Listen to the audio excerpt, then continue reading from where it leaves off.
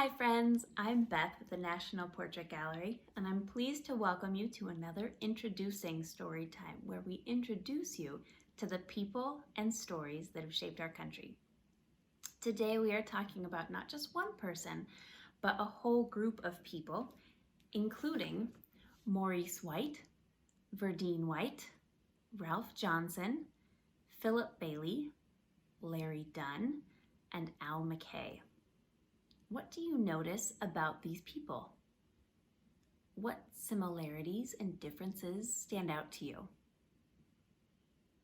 For instance, I noticed that they are all wearing bright clothing, though they all have on different colors and styles.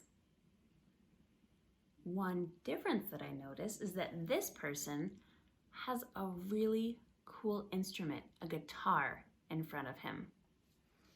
So between the costumes and the instrument, we might guess that these people are performers.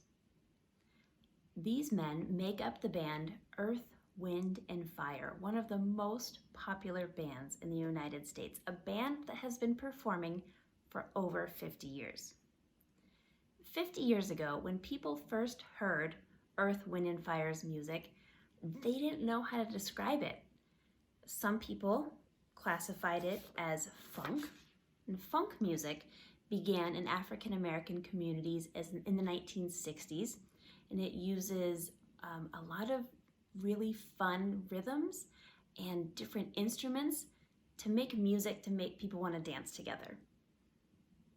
So Earth, Wind, and Fire uses those danceable funk rhythms along with music and sounds from music from all over the world, including jazz, soul, disco, Latin music, a lot of popular music from various African countries. And all of these sounds combine to make Earth, Wind, and Fire a very unique sounding band. People didn't know what to call this kind of music, but one thing that they all agreed upon was that it sounded innovative. Innovative means new and creative. In all the Earth, Wind, and Fire does for the last 50 years, they are known for being innovative. Even this portrait is innovative. The band worked with their friend, photographer Bruce Talamon, to create this portrait. It all started with bandleader Maurice White telling Bruce Talamon that he wanted them to look like superheroes. Now, people across the country and the world were already dancing to their award-winning music, so they probably felt like superheroes.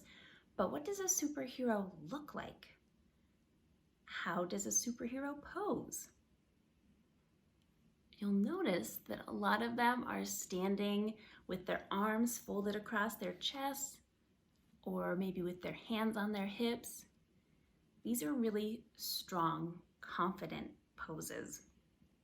They're standing tall, and to make them look even taller, Bruce Talamon used a really creative camera angle. A camera angle refers to the position of the camera and the person holding the camera as they take the photo. Bruce Talamon, in this instance, he laid on the ground and pointed his camera up at the members of Earth, Wind, and Fire, so that it would look like we are looking up at them. So from the ground, as he pointed his camera up, the legs look super long and their bodies look super tall, like brave superheroes. There are lots of other examples of camera angle. A photographer could stand above someone and shoot the photograph down at them. They could get really close for a close-up or far away for a long shot. In this case, Bruce Talamon laid on the ground and photographed each person one by one individually. Then he printed their portraits onto paper, took a razor and he cut out each individual image and pasted them together to create this group shot. Now, Nowadays, this process with just a camera and a computer would take an afternoon.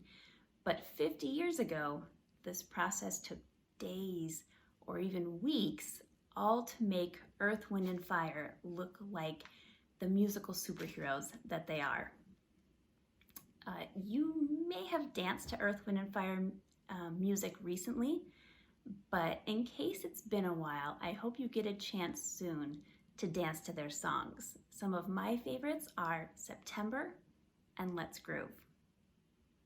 Thank you for joining us today to talk about Earth, Wind, and Fire.